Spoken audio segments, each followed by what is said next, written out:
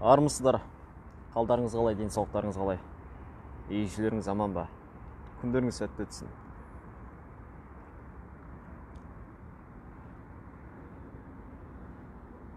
Егер заң адамның ыңғайына жасалған болса, біздің елде қасиетті заң күні құтты болсын деп құттықтар едім сіздерді.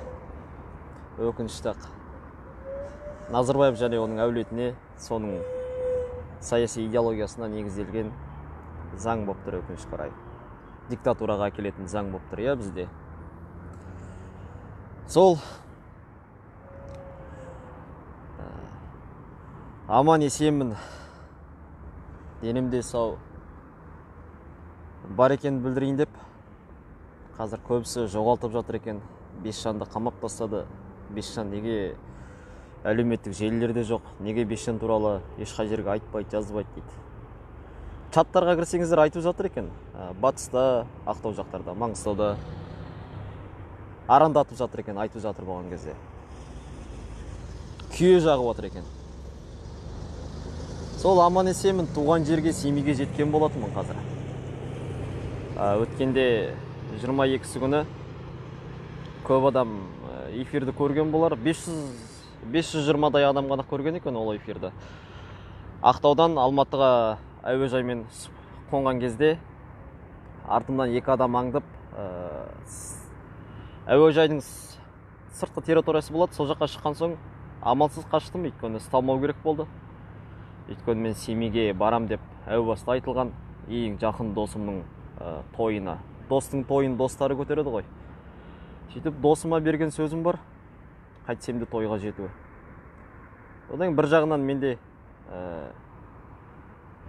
қашпайым, қамалмайым, мәдениетті болам деп ылғи да сөйтетін түгіммен. Қарсылық білдірмей, ашуымды көрсетпей, жүйкемді еш тоздырмайтын түгіммен полицияларға қарсы.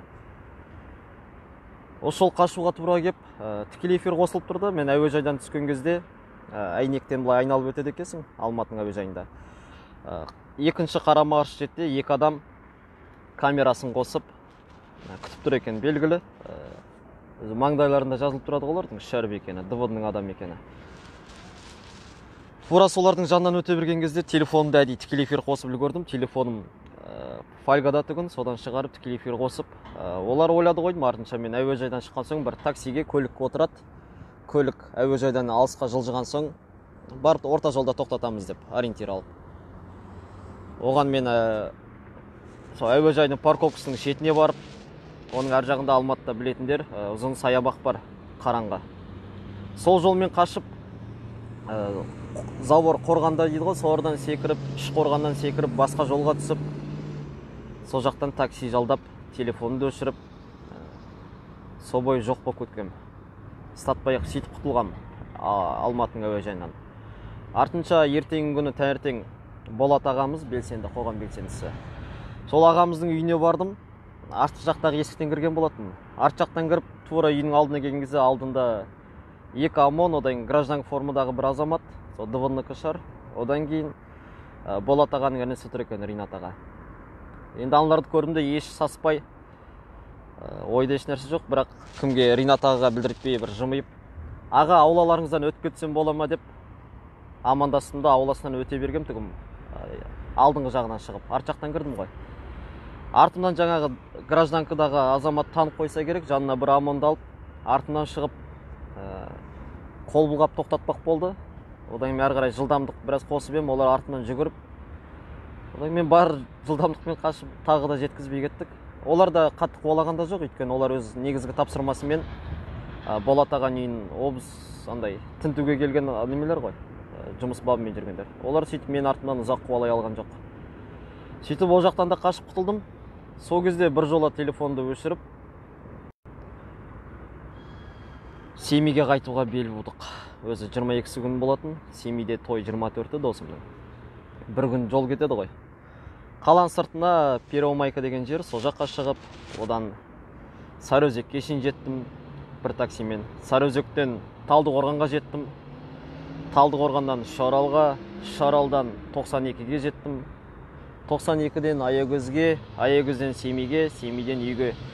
Сөйтіп 6 таксимен жолдың бойына шыға бердім, Фрасқа қолымды көтеріп. Сөйтіп 6 таксимен туған жерге де жетіп алдық. Міне 5 күн болды ма? Содан бері телефон қоспаған болатын. Қазір телефонды қостым. Енді қашып жүретін емес, қылмыскер емеспін. Бесжан неге қамалмай жүр дейтін болсаңыздар. Адамнан айла таусылмайды ғой. Сөйтіп құтылған болатынмын. Ал мұнда үйге де келген екен. Одан кербез қарындасым осыдан 3 күн бұрын ба аудиозапись жіберген екен. Бесжан, сенің делаңды көрдім деп. Мен ғанда үстімен уже дело ашып 10 тәулік жазып қойған екен семейде. Сол қамалмайды дейтін арандатушылар болатын болса, күйе жағушылар болатын болса, шолақ белсенділері болатын болса, қуаныштарыңызға орай, бұйыртса ертең қамалып қалатын шығармын. Қазір телефонды қосқан соң, бәлкім қазір осы жерде отырған жерден алып кетем екен. Сол жалпы бұлар мені 24 күнгі Дулат ағамыздың мемлекет қызметкерлерінің адам қолынан қаза болған қоғам белсендісі Дулат ағамыздың 24 күнгі асында зират бейіт басына жаяу барған болатынбыз. Өкінішке орай бізге халқына қарсы билік МВД оны шеруге санайды екен, оны өрескел заң бұзушылық деп санайды екен. Сол үшін адамдар қамап жатыр екен. Сол 24 үшін бір қамаулары мүмкін, одан кейін карантин тәртібін бұздың деп тағы бір қамау мүмкін, одан кейін СС-тан, әкімшіліктен адамдар келді, оларға құлақ аспадық, мемлекет қызметкерлерін тыңдамадың, дөрекі жауап бердің деп, ол үшін тағы бір қамау мүмкін. Одан кейін 8 күнгі ас бар ғой, үлкен ас, дұға ас. Сол күн үшін тағы бір қамау мүмкін. Сол 10 күн емес, әрі қарай тағы 10 күн сөйтіп. Кем дегенде бір 40 күндей қамаулары мүмкін енді. Бірақ олар бөліп қалмайтын шығар. Қай уақытта митинг жақындайды, болмаса тағы бір шаралар жақындаған кезде жаңағы делаларды алып шығып, сол үшін кез келген уақытта қамай беруі мүмкін. Сол қамаудан қорқатын адам емеспін мен. Барлық жақсы. Міне Семейдің көпірі 300 миллионға жөндепті жақында. Жолы жамаған кезде андай бір 4 сантиметрге биік қып жамап қойған. Тегіс жүре алмайсың көпірдің үстінде. Көлікті шайқайды. Солай. Сол өкінішті көп. Бұған дейін мен чаттардан кеткен болатынмын. Байқасаңыздар, чаттарға араласпаймын, чаттарда жоқпын. Менің өнім жоқ чаттарда. Өйткені өз сөзіңді өзіңе қарсы қоятын арандатушылар бар. Қызғаншақ, 200-ді өтірік белсенділері бар. Ой, ондай ортада бола алмаймын. Менің басты алалым жоқ, бірәсе алсам деп емес, бірәсе беріп қалсам, кішігірім бір дұрысты ақпарат айта алсам, дұрысты сөз айта алсам, артыма халықты ерітіп алсам, әділеттілік жолына түсіре алсам деп жүрген адаммын. Ал өзімді оппозиционер санамаймын мен. Яғни қазіргі билікті кетіріп, құлатып, орнына жаңа билікте өзімді елестете алмаймын мен. Әуелі мен кеудемде не бар, миымда қандай білім бар санамда. Соған көп мән берем. Үйренуден жалықпаймын. Әлі шәкіртпіз, әлі жаспыз. Сол тәжірибе жинайын деп, ел, жер, қай жақта сот болады, бойдақ болған соң, малым жаным садағасы, жаным арым садағасы деп барлық жаққа барып жүрік барынша. Сол үшін де жақпайды екенсің адамдарға. Бұл қайдан ақша табады деп. Сол мысал өткенде Астанада болған кезде жұрттан ақша сұрағанша, көне ұят нәрсе ғой. Өзгелер сияқты алдын ала біз барамыз деп ғаламторға шөт жаралау, ол меған келмейтін нәрсе, ол ұялатын нәрсе. Астанада жүрген кезде айдың соңында кредитім бар еді. Астанада үйдің ішін жөндеуге көмектесіп мастерлар болды ғой, келіп көмектесіп. Сол азаматтармен бірге 3 күнге Астана қаласында калым жұмыс істейді ғой, сөйтіп үйдің ішкі жұмыстары, гантель жауыстыру, сондай жұмыстар жасап, ақшамды өзім тапқан Астанада жүрген кезде. Сол бір басыма бір мамандық табылады. Пайда үшін емес, ар үшін жүрміз.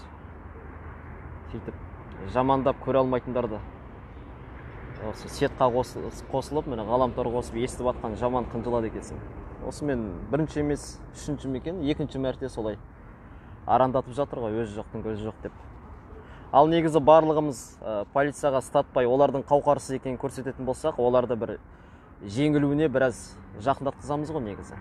Менің ниетім болған 2 ай бойы, заң бойынша 2 ай әкімшілік үкім шығарады ғой, сол 2 ай бойы статпай қашатын болсаң, ол заң күшін жойылады. Мен солай 2 ай бойы статпай жүруге мүмкіндігім бар еді.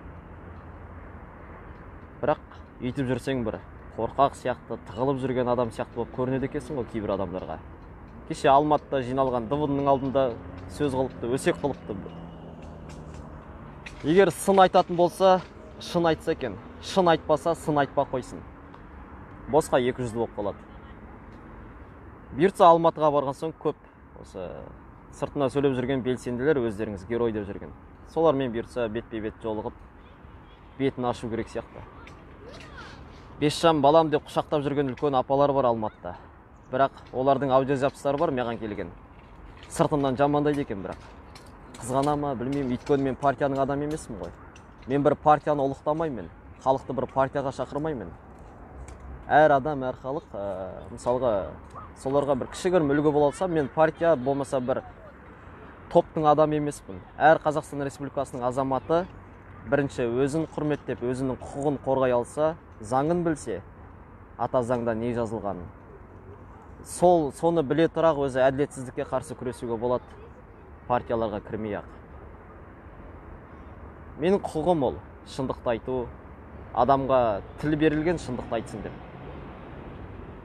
Сол тек шындықты айтамыз, өлсек солай өліп кетейік, шындықты айтып. Көп ортаға жақпай қалып жатырмыз ғой. Соңғы рет Алматыда қамалған кезінде, осы қазір белсенділері болып жүр ғой, барлық топтар. Олардың көбісі бір партияның тобы болған соң, мүшесі болған соң, ал мен ол партиялардан болмай, тек азаматтық позициям болған соң өзімнің. Солардың біреуі де бір қамалып атқан кезде бір тамақ тұрмақ бір дәретхана қағазында әкеп берген жоқ солар, айғайлап жүргендер. Өйткені мен олардың партиясынан емес екенмін де. Сондай жағдайлар болған Алматыда. 15 күнге соңғы рет қамалдым ғой ақпан айында. Бесжан неге қамалмайды дейді. Биылдықта 2020 жылы 2 рет қамалған болатын. Тағы да мен партияның адамы емеспін. Менің артымнан Бесжанға бостандық деп айғайлап, менің қамалғанымды бүкіл жұртқа жариялайтын артымда топ адам жоқ менің. Көбісі білмей қалатын да шығар. Ертең бұйыртса, бүгін бекен қамалатын болсам, осы 2020 жылға 3-ші рет қамалады екен. Өкінішті кейбіреулер сол қамалуыммен жарысады да, сен қанша рет қамалдың, мен осынша рет қамалдым деп. Одан осы көріп отқан адамдар да, ана жігіт 5 рет қамалған, 10 рет қамалған деп солай да мақтап жатады екен. Ағайын қамалу түк емес. Мен қазір міне қанша күн қамайды. Қамалып шыққан соң қолыма плакат алып, тағы да алаңға шығайшы, тағы да мені қамау мүмкін. Одан шығайын, тағы да шығайын, тағы да қамайды. Қамалған кезде сен 3 уақыт тамақ жеп жатасың, еш қорқатын нәрсесі жоқ. Қамалған адамдарды, жаңа шалгет деген адамдардың барлығын батыр герой қойып керек жоқ. Бастысы ол ардың адамы ма, шындықты айта ма, ұлтшыл ма, сол жағына қарау керек. Бір нәрсе алсам, билікке келсем деп жүрме, әлде қоғамды өзгерте алсам, халықты әділеттілік жолына қарай көшіре алсам деп жүрме, соған байланысты ғой. Солай барлығы жақсы айтыр.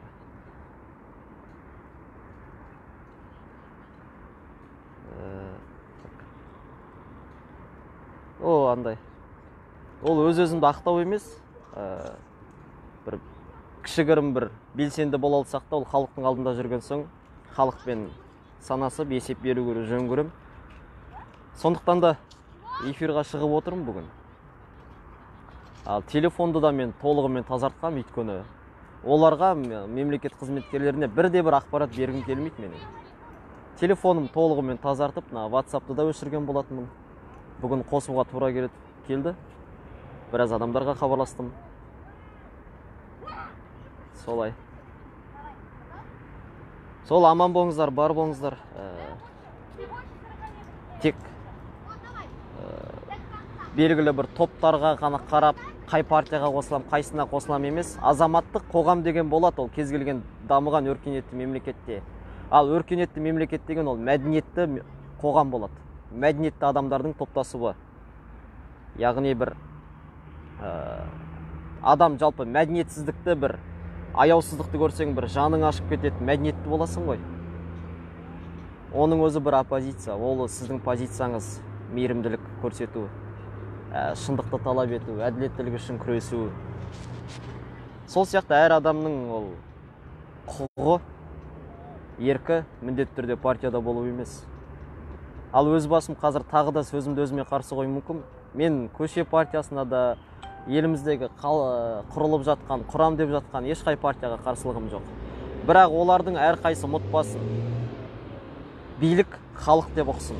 Мысалға, Нұр Отаннан айырмашылықтары болғысы келетін болса, тек қағазға қол қойдыртумен емес, өздеріңізде соған мән беріңіздер. Мысалға, кейбір партия құрам дейтіндер жүр, өтірік бір қол қоя салшы, 1000 адам жинау керек бізге дейді. Ол алаяқтық іс деп білем өз басым. Көз бояушылық іс, екіжүзділік іс мен үшін. Сен кімге қол қойдыртасың, қай адамға өзіңнің партияңа қол қойдыртасың? Міндетті түрде партияның өкілі ретінде, білімді азамат ретінде адамға құқығын үйрету керек бірінші.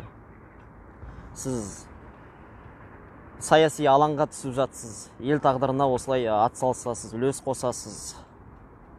Партияда сіздің үніңіз маңызды болатын болады. Сіз белгілі бір билік мүшесі болатын боласыз. Яғни халықтың өзі бір билік қой біздің елде.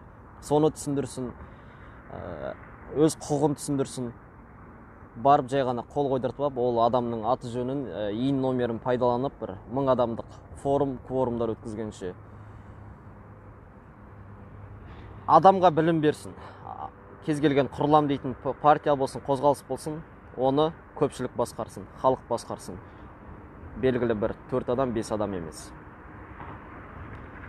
Сол билікті партия құрам дейтіндер сіздер ақ өзгертіңіздер. Ал мен белсенділік жолға түскен соң сынуға қақымыз жоқ. Осындай арандатушылар болады қай уақытта болсын. Міне Абзал ағам жазып отыр екен. Армысың, арың биік па, арың таза ма, әбеке қалың қалай, денсаулығың қалай? Мен burada көше қозғалысына қарсымын деген жоқпын ғой. Әрине қарсы емеспін. Мыңдап, миллиондап, 100 мыңдап шығайық алаңға. Бірақ сол шығу жолында адамға күйе жақпайық. Кімде-кім адамға күйе жағады. Жалпы кім біреуге күйе жағады, оның өзінде күйесі бар адам. Өзіңде күйе болмаса, біреуге күйені қайдан жағасың? Сол үшін ақ қарасын ажыратып алу керек қой. Ақтаудағы белсенділерді 5 шанс тап берді деп жатыр екен. Ақтауда бәріміз жиналған кезде біз жасырын жиналып едік. Ғаламторға ешқай жерге жарияламап едік, асар болады деп. Халықты шақырмап едік ешкімге, ешқай жерге. Бір түсінер едім, белгілі бір 6 адам жасырын бір үйде тығылып жатады, болмаса тағы басқа бір астыртын бір әсе ұйымдастырып жатады. Сол уақытта ұсталып қалған кезде бір қай жерден утечка кетті, соны анықтауға болады. Телефон қосылып қалды ма, болмаса біреу сыртқа шыққан кезде артынан біреу аңдыды ма, болмаса біреу бізді тапсырып берді ма деп. Ал тікелей эфирға шығып, бүкіл әлеуметке, халыққа жариялап жатқан нәрсені МВД полиция қызметкерлері көретіні анық емес пе? Ол мекен жайды анықтап табатыны да анық емес пе? Дәу плакатта 100-ші үлкен размердағы шрифтпен жазылып тұрған шығар мекен жай. Оны көрмесе білмеймін енді. Тек өкініштісі айтыр, бір кінәліні іздеу керек артынан. Той 24-і болғандықтан мен 22-сі күні Алматыда болдым, кеттім, ұштым. 20-шы күні Семейде болдым. Ол әу баста белгілі, Асхат ағалар қамалып отыр ғой, шыққан соң өздері де растайтын шығар. Астанадан мен Ақтөбеге баруым керек еді. Ақтөбеде достарыммен жолығуым керек еді. Ақтөбеде Аманбекелердің бейіт басына баруым керек еді. Одан Асхат ағалар Ақтауға бірге жол жүрейік. Ақтаудан кейін Ақтөбеге де барармыз деді. Сөйтіп ұялы телефонымызды өшіріп барлығымыз ауызбіршілікпен бірге жүріп келе жатырмыз. Бірақ соған қатысы жоқ бір жаңадан қосылып болмаса бір кінәліні іздейтін шолақ белсенділердің аяқтан шалып атқаны ғана қынжылтады, өкінішті. Әлбетте барлығын құрметтеймін. Осы жүйемен күрессін барлығы. Әділеттілік үшін күрессін. Бір адам Назарбаев өліп қалса да, оның орнына біздің елде диктаторлық идеология, диктаторлық қалыптастыратын жүйе қалыптасқан соң, келесі президентте диктатор болады бізде. Дәп осы үрдіспен, осы сайлаумен, осы заңмен кете беретін болса, халық билікті өз қолына алмайтын болса. Сол үшін бір адамға ұрандамай, әділеттілік үшін әр адам шығу керек. Шындық үшін шығу керек әр адам.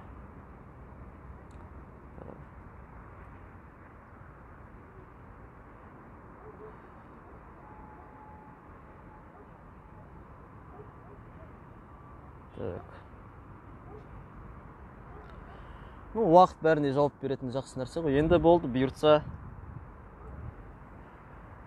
ауыз күйген үрлеп ішеді ғой. Барынша бір белсенділер осы жүрген жолымда Астанада болсын, Ақтауда болсын, ақылдасып жатса, мен арасына түспеуге тырыстым. Өйткені білем, мен артымнан біреу арандатады, не бір көре алмайды, не бір кінәлі қылып шығарғысы келетін болады. Сол үшін көп жиналыстарға, эфирлар көп өтіп жатыр ғой, эфирларға да қатыспауға тырысам мен. Құрсын деп. Бірақ сонда да осылай сырттан сөйлеп қойып жатыр, өкінішті. Сол тағы да бүгін 30-ы заң күні дейді ғой, ата заңның бекітілген күні. Япон елі ата заңдарын бекіткеніне бір ғасыр болды. Бірде-бір өзгеріс жасамаған. Америка мемлекеті 1764 жыл ма, қателеспесем, сол жылдары ата заңдары қабылданған, содан бері 27 мәрте өзгерістер енгізілген екен. Қазақстан Республикасының заңы 91-де, 93, 95-те тағы бір өзгертілді. Жалпы ішіндегі кішігірім өзгертулердің барлығы 1100 рет өзгертілген екен. Яғни бір бастауыш сынып оқушысының бір черновик дәптері дейді ғой, сол сияқты қылып тастаған өкінішті бізде.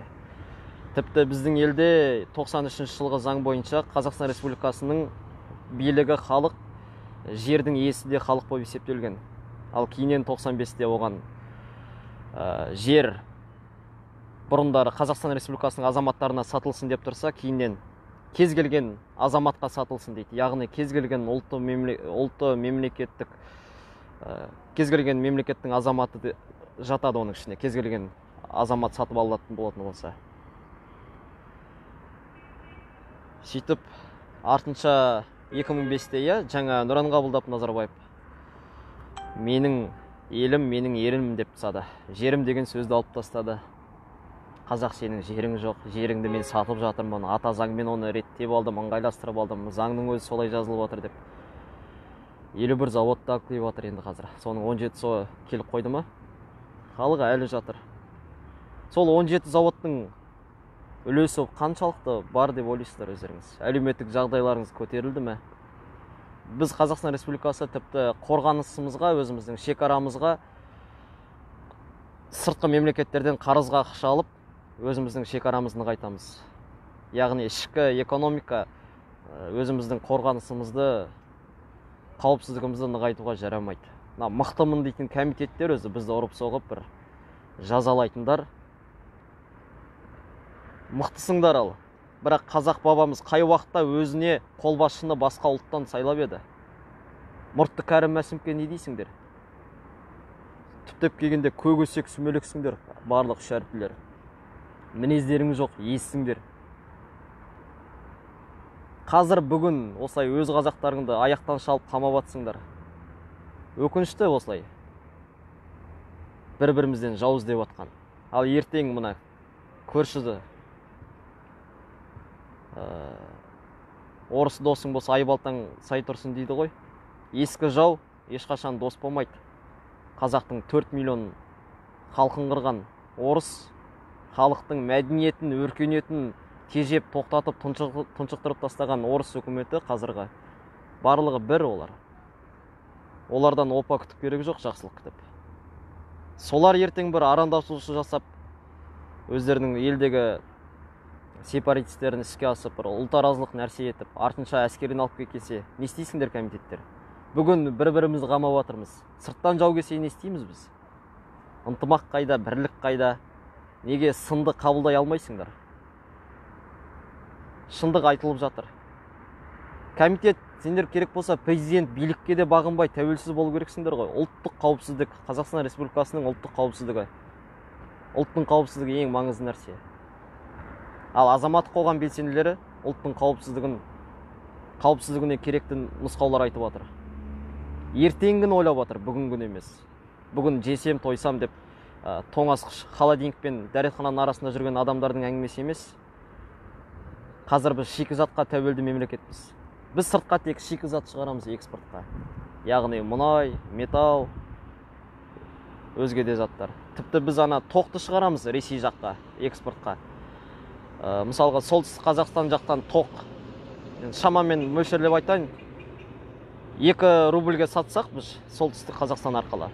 Ал біздің батыс Қазақстан тура сол Ресейден 4 рубльға сатып алады.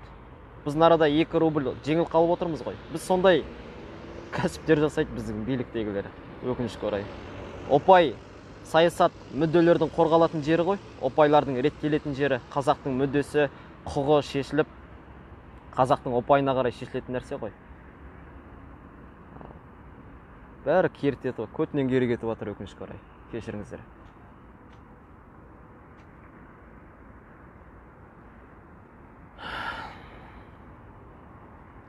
Сол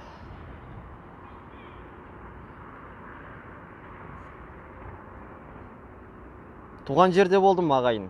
Барлығы жақсы, алаңдамаңыздар.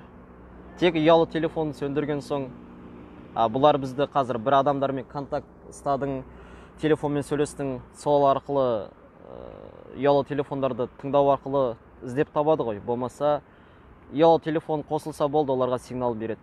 Сөйтіп табатын болады. Сондықтан мен оларды өзімді табуға жол бермедім барынша. Индирай берменде такси жалдамадым.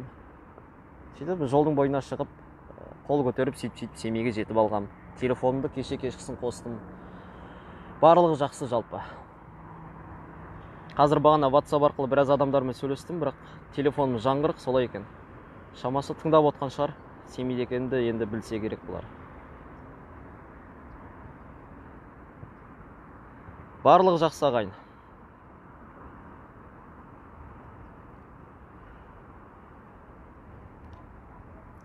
Сол ертең қамалып қалсақ та, Бесжанға бостандық деп ұрандаудың да қажеті жоқ.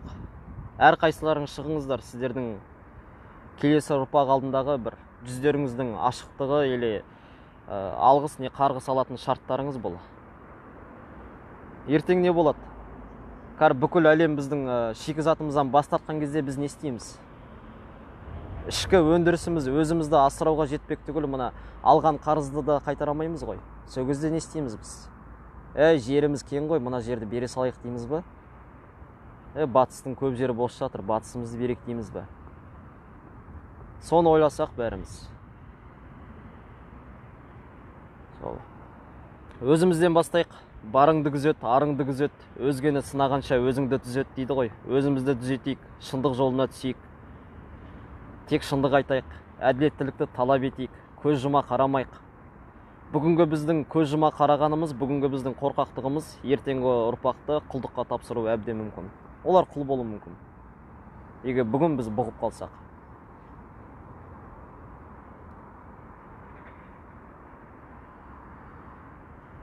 Шіркін бәрі реттелсе ғой, аз уақыттың ішінде реттелсе ғой. Ертең 1 қыркүйек Тоқаев үндеу жариялады дей ма, бірсі күні? Оған білмеймін, тағы да айтады, кейбір әдемі киінген адам болады дейді, жалпы. Әдемі киім болады дейді, бұлай мықты, жақсы киім, бірақ ішінде адам болмайды дейді оның.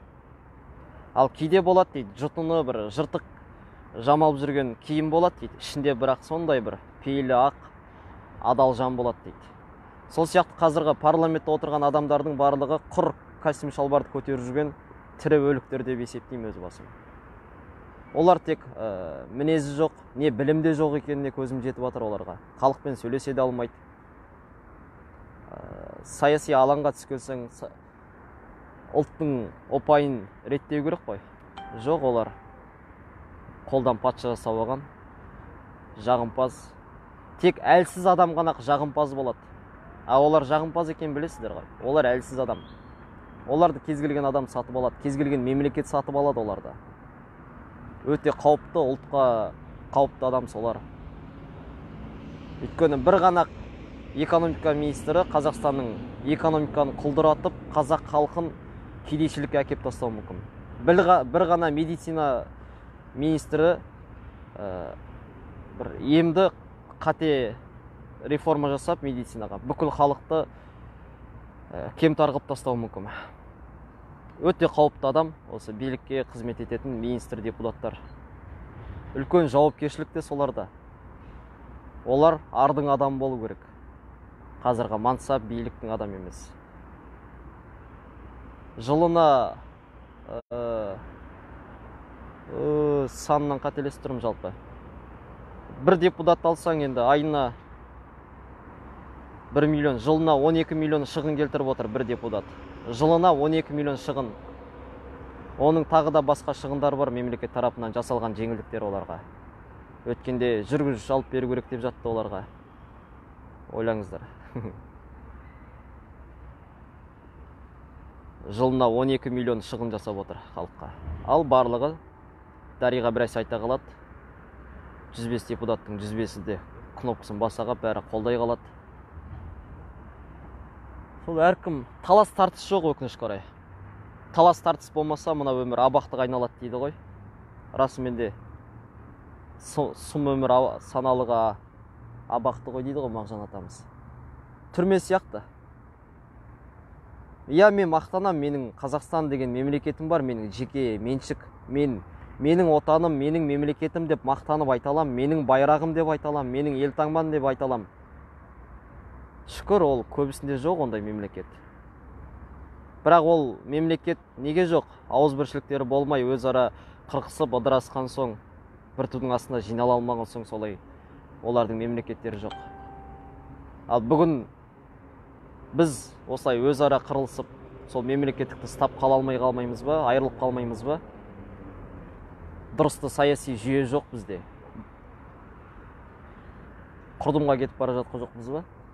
Қарызды қалай қайтарамыз? Байымыз ғой қайтарады дейді. Мұнайдың да шегі бар. Жаңаөзендегі мұнай таусылып жатыр қазір. Америка мемлекетінде Apple компаниясы iPhone шығаратын. Бір ғана Apple компаниясы бүкіл Ресей мемлекеті, үлкен держава, федерация дейміз ғой. Соның мемлекетінің толық экономикасы ішкі, сол экономикасынан 3 есе артық көрсеткіш көрсетіп отыр. Бір ғана Америка мемлекетінің Apple компаниясы. Біз кімдерден үлгі аламыз? Өркениет дамыған Япония, Корея, Америкалардан үлгі алу керек шығармыз бәлкім. Норвегия, Швеция, Швейцария. Керек болса Уругвайдың өзі бізге үлгі. Прибалтика елдері, Эстония, Грузия, Армения мемлекеті бізге үлгі.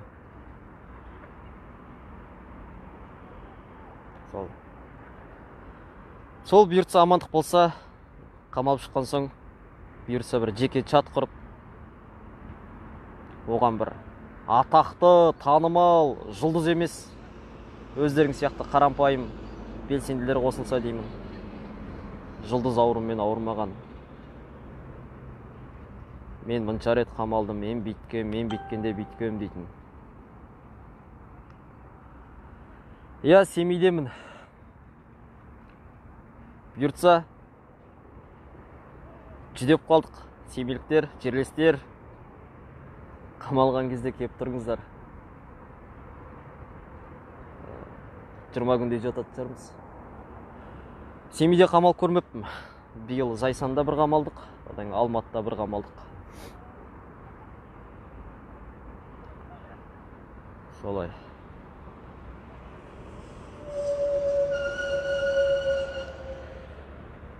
Сол алда енді сайлау болады деп отыр. Тіпті сол сайлауға Алматыда бір үлкен бір инженері мықты ағалар бар еді кезінде. Сол кісілер шақырды бір кездесуге.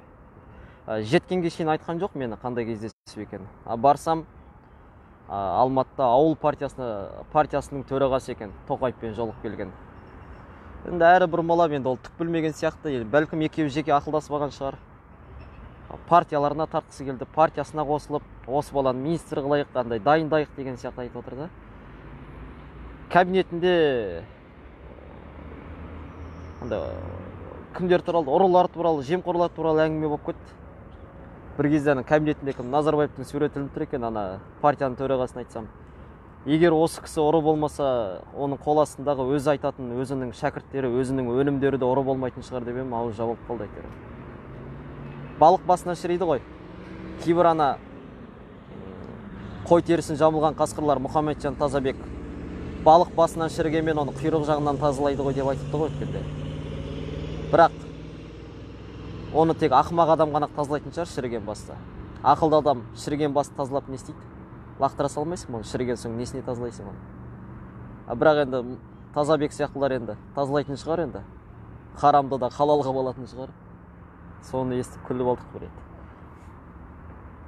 Енді қаншалықпен патшаларын ақтағысы келеді олар, Назарбаевты. Сөйтіп ауыл партиясында шақырды. Енді ол жақтан мен өзімнің партиямның деңгейінде жұмыс жасаймын дейді. Ауыл жағына, ауылды біресе дамытам дейтін, өзінің реформасы бар, өзіндік бизнес планы бар азаматтар болса қолдаймын дейді. Бірақ ауылға жақсы мамандар керек қой десем, иә керек дейді. Ал бірақ ол адамдар білім алып келу керек қой, иә дейді. Ал ендеше ол ауыл партиясы үлкен саясатқа да араласу керек қой. Білім министрлігіне ол хаттар жазу керек, наразылық хаттар жазу керек. Неге білім саласында дұрысты мамандар тәрбиеленіп жатқан жоқ? Неге студенттерге мемлекет тарапынан дұрыс қолдау жоқ? Неге гранттары аз бөлінген? Неге студент не оқи ма, не жанұясына көмектесу, бәрінде кредит? Түнгі уақытта жұмыс істей ме әлде? Сол жағын реттемей ма? Неге парақорлық, неге мұғалімдерге, кейбір ұстаздарға барлығына бірдей тимейді ол? Бір белгілі өзінің бағалары бар, ставкалары. Оны бермейінше ол тиісті бағаны қоймайды. Сондай арын ашым кеткен білім меңгерушілері бар кезде білім саласында жөндеу керек қой. Ауыл саласына мықты мамандар керек болатын болса. О кезде де ауыз жабылып қалды. Енді оның бәрі көш жүре түзеледі дейді. 30 жыл болды азаттық алғанымызға. Сол. Одан кейін бұрын осы елде министр болған Әкежан ағамыз да хабарға шықты. Әкежан Қажыгелдин премьер-министр болды ғой кезінде Қазақстанда. О кісілер де хабарға шығып, о кісілердің айтатыны аман бол, сақ жүр, керексің, сайлауға дайындалу керек дейді. Сайлауға жеңіске жету үшін бізге не керек? Халықтың дауысы керек, иә? Ал бірақ сол халықтың құқығы қорғалмай жатыр ғой. Бірінші сол кім сайланам дейді, кім депутат болам дейді, кім басшы болам дейді, кім мемлекетке қызмет етем дейді. Сол құқығы тапталып жатқан халықпен әуелі бірге болып алсын деймін. Сол халықтың құқығын қорғасын, солмен бірге жүрсін, панасы халық болсын. Сөйтіп, о кісімен де әңгімем дұрыс жараспай қалды. Өйткені билікке келу қазірден бастап ойымызда болса, ол толығымен бізді еркекті бәрекелді деген сөз бұзады ғой. Сөйтіп, ешкім қазір еліме, жұртыма қызмет етем дейтін адамдар билікке келем, билікті ауыстырам, құлатам деген ойда болмас екен. Халықты ағартам, халықтың көзін ашам, халыққа құқығын үйретем, күйреген рухты қайтадан көтерем, жігерлендірем дейтін болса, біз баяғыда көп нәтиже жасап тастаушы едік. Сәл ғана қорқынышты жеңсек болды бізге. Солай. Өткенде одан бірлік туы туралы жазып жатыр. Бесшам бірлік туы деп сен ашып ең ғой баяғыда деп. Сайлауға қарсы болып бойкот деп сол кезде бірлік туы деп ашқан болатынмын. Барлығымыз бір тудың астында өмір сүріп жатырмыз. Тағы да заңсыз сайлауға жол бермейік, барынша бойкот жасайық. Назарбаевтың жүйесін ұзартпайық. Бұл сайлау Әміржан түссе де, кім түссе де ол түбі алаяқ болып шығады. Ол тек қазіргі жүйенің ғұмырын ұзартады. Сол себепті бір жұдырық болып бәріміз барынша қарсы болайықшы деп едік. Енді ол да нәтижесіз болды өкінішке орай. Бірақ көптеген азаматтар топтасты, бірікті, әр күнге араласамыз. Сол кезде бірлік туы деп чат құрған болатынмын. Ол сәуір айында, наурыз айы ма екен, сәуір айында 2019 жылдың. Бірлік туы яғни сол уақыттан бері бар. Ал бірақ менің әуе бастан баяғыдан көкейімде жүрген нәрсе. Оны Мұстафа Шоқай бабамыз кезінде бірлік туы деген журнал ашқан болатын. Түркістан автономиясының көсемі, Мұстафа Шоқай 100 жыл бұрын ашқан болатын ол кісілер. Нақтырақ 96 жыл бұрын. Сол кезде халыққа дұрысты ақпарат беріп, ағартушылық жұмыс жасап, саяси сауатын арттыру үшін сондай газет журнал ашқан екен. Енді ниет болды жаныма жастарды топтастырып, бірлік туы деген YouTube каналды аштым сол уақытта. Қазір 9 мыңдай ғана адам, өкінішке орай. Өзімнің салғырттығым шығар, дұрыс жұмыс жасап атқан жоқпын. Ағартушылық жұмыстар жасағым келеді. Жастар топтаса деймін. Алматыда бар 2-3 жас бар, қолдап қосылған қатарыма. Бұйыртса, енді бұрынғыдай енді белсенділердің арасына түсіп, митингтерге шығу, қамалудан барынша аулақ болуға тырысам. Ағартушылық жұмыс санымызды арттыруға, сол жағына барымды салам. Қатарымызды көбейтуге, ынтымақты, бірлікті арттыруға. Қай уақытта болсын, мен көбінесе билікті сынап қана қоймай, халықтың өзін сынағым келеді. Біз қандаймыз, билік сондай ағайын. Біз қауқарсыз болып отырмыз ғой, қоғамда әділеттілікті орнатуға. Яғни өзімізден болып отыр біздің. Мен шыққанда менің туған ағам неге шықпайды, менің туысқандарым неге шықпайды. Сол сияқты нәрсе ғой ағайын. Өзімізді, ортамызды түзейік. Қатар жүретін нәрсе ол белсенділік жолдан кетіп қал деген нәрсе емес. Әрқайсымыз белсенді болып, қатарымызға да жаңадан белсенділерді қосайық. Сол бұйыртса әкімге жұмыс істет деген бағдарлама жасап отырмын бұйыртса. Әрқайсымыз үлкен проблема кішкентай проблемадан басталады ғой. Кішкентай проблемаларды көп көтеріп, үлкендерді дірілдетейік ана жоғарыда отырған. Яғни бір көшемізде жол жөндейді, ол жолды артынша қайтадан тегістеп жөндеп кету керек, жер қазған соң. Сол мәселелерді алайық. Қоқыс тиісті уақытында тазаланбайды. Сол әлеуметтік немелер көп қой. Су әлі тартылмаған жерлер бар, ғаламтор әлі тартылмаған өңірлері бар. Әлеуметтік жағдай нашар отбасылар көп. Әр қайсымыздың өзіміздің аймағымызда, өзіміздің тұратын көшемізде әр көше чаттар құрсын. Сөйтіп әр ауыл чаттар құрып, өңірлік мәселелерді көтерсін, саясатпен айналсын бір сөзбен айтқанда. Соған арнайы бағдарламалар, оның қадамдары, қалай топтасамыз, сол жақтарын қолға алып, бір үлкен ұжым болып жұмыс жасайық, бүкіл ел болып. Бүкіл ел саясат алаңына шығу керек. Кезінде Алихандар да айтып еді, саясатпен айналыспасаң жапа теріп қаласың дейді, сиырдың боғын теріп қаласың. Қаңғып қаласың сен түкте.